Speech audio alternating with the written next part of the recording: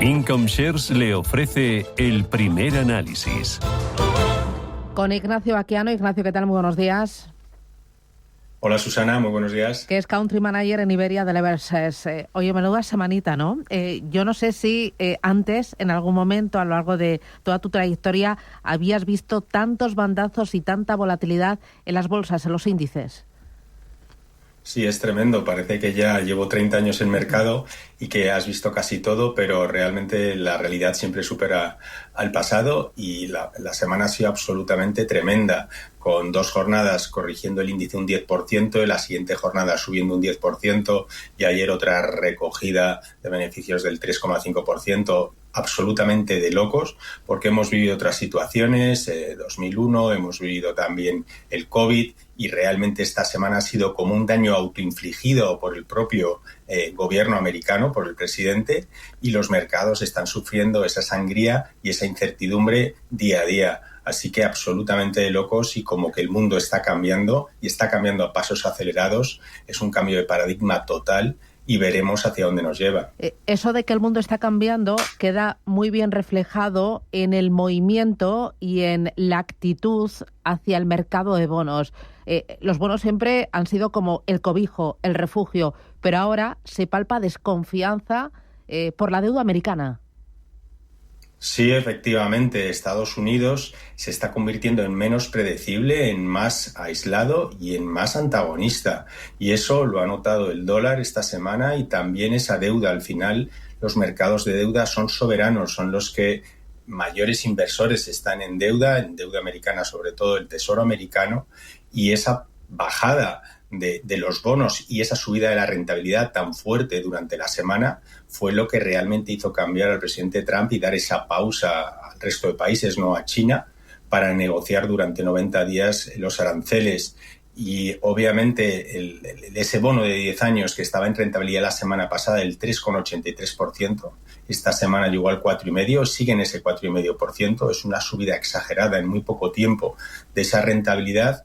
Como bien dices, es lo que está marcando ahora mismo la actualidad. Antes era el refugio, el bono, ese flight to quality famoso, el ir al cobijo del bono, del tesoro, y esta semana como que ha empezado a resquebrajarse esa opinión. Claro, porque si tiene un talón de Aquiles la economía de Estados Unidos es su elevado endeudamiento y su alto déficit. Y nos contaban que Trump lo que pretendía con esta guerra arancelaria era bajar los tipos de interés y hacer así, durante este primer año de mandato, más llevadero el pago de los intereses de la deuda. Pero el efecto ha sido totalmente contrario, porque hemos visto tanto el 10 años como el 30 años llegar a niveles críticos de tensión, el 4,5%, el 5%. Justamente, Susana, es tal cual lo has explicado. Era un poco el refugio que estaba viendo todo el gabinete de Trump en cuanto a que iban a pagar menos deuda por esa rentabilidad del bono de 10 años, y ha ocurrido justamente lo contrario. ¿Por qué? Por la desconfianza de los inversores. Es cierto que hace 10 años el 50% de la deuda del Tesoro americano estaba en manos de inversores extranjeros, hoy en día es solo el 30%, pero el mayor tenedor de esa deuda es China, y obviamente de esta guerra comercial podemos pasar a una guerra financiera, y si empiezan a vender activos de esa deuda americana, va a sufrir más el dólar y va a sufrir más obviamente esa deuda, y por tanto van a tener que pagar más intereses. Cuéntame cómo se ha comportado el euro-dólar y también las materias primas, porque al oro lo hemos visto otra vez disparado en máximos históricos. El oro sigue siendo refugio y sigue marcando máximos prácticamente cada sesión. La subida de hoy es de un 2%, estamos ya por encima de 3.200 la onza de oro. Obviamente está siendo el refugio de todos los inversores, el valor más seguro, porque antes lo era el dólar y ha ocurrido lo contrario, como estábamos contando. El dólar euro está en 1,13, también ha bajado el dólar respecto al resto de monedas. Y hablabas de otras materias primas, el oro es refugio, pero otras materias primas, por ejemplo, el cobre es de máximo, se ha corregido un 20%, es un metal mucho más industrial, manufacturero, y eso también como que se está notando en cuanto a desaceleración o posible recesión global por estas medidas.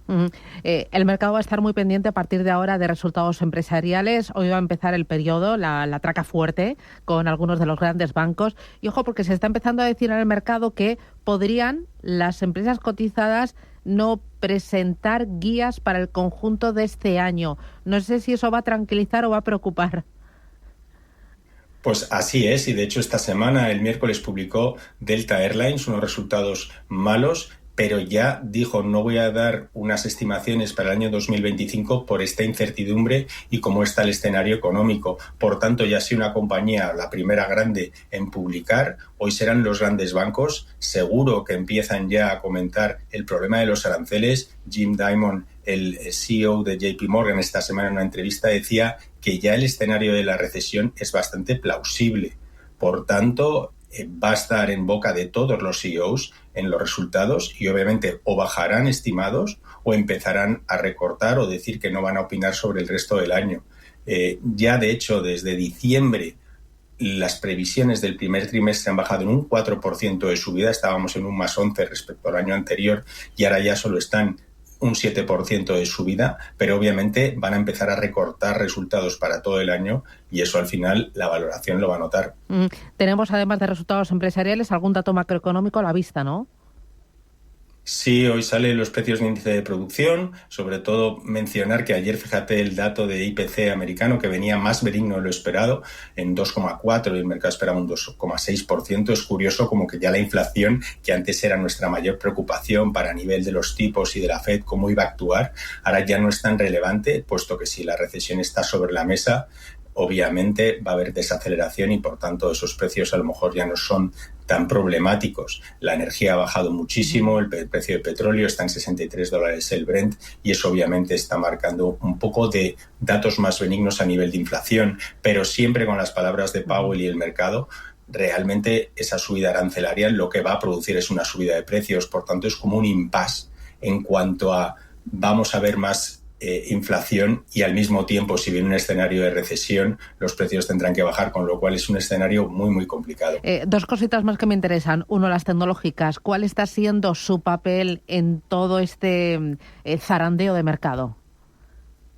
Pues fíjate que antes solo hablábamos de los 7 magníficos y de esas tecnológicas y leía un analista que hablaba un poco de ese efecto Pavlov, ¿no? En las correcciones anteriores que siempre el mercado iba a comprar esas tecnológicas y como diciendo que él evitaría comprarlas en estos momentos, se refugiaría en valores más de consumo o más estables que puedan sufrir menos ante los aranceles, porque lo estamos viendo, Apple ha sufrido muchísimo, casi un 35% de caída en el año, pero el resto de tecnológicas lo mismo, son unos problemas digamos que les pueden acontecer por estos aranceles muy grandes y sobre todo con incertidumbre, por tanto casi que hay que dejarlas a lo mejor corregir un poco más, ver las valoraciones muy de cerca y es cierto que esos valores yo creo que en 5 o 10 años van a hacerlo bien, pero al corto plazo es muy, muy arriesgado, digamos todavía, el poder incrementar mucho los pesos. Oye, ya lo último, ¿qué se dice allí en el parque de las disensiones dentro del equipo económico de Donald Trump y también de la posible manipulación del mercado o que algunos se hayan hecho ricos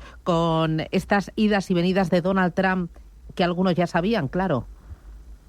Sí, las disensiones del gabinete o de sus asesores han sido patentes esta semana, como que Trump y el equipo está tratando de centralizar las decisiones y las declaraciones en Scott Bessent, que es el secretario del Tesoro, pero las luchas que ha habido entre Peter Navarro y Elon Musk esta semana han sido más que sonadas, con prácticamente descalificaciones de uno a otro, y realmente como que se notan esas disensiones dentro del gabinete que pueden crear más problemas y yo siempre me acuerdo un poco del chat que mantenían en el ataque a Yemen. Sí, obviamente estará pasando algo similar con chat entre ellos y esas declaraciones que hacía Trump justamente en la subida del mercado a las 9:37 lanzaba un post en su red social diciendo que era un gran momento para comprar y anunciaba la pausa de los aranceles 4 horas más tarde.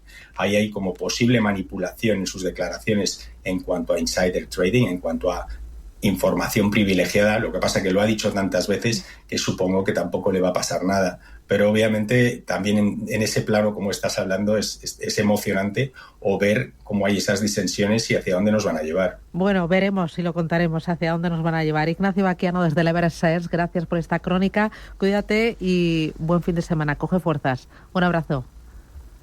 Muchas gracias, Susana. Adiós, Feliz fin de semana.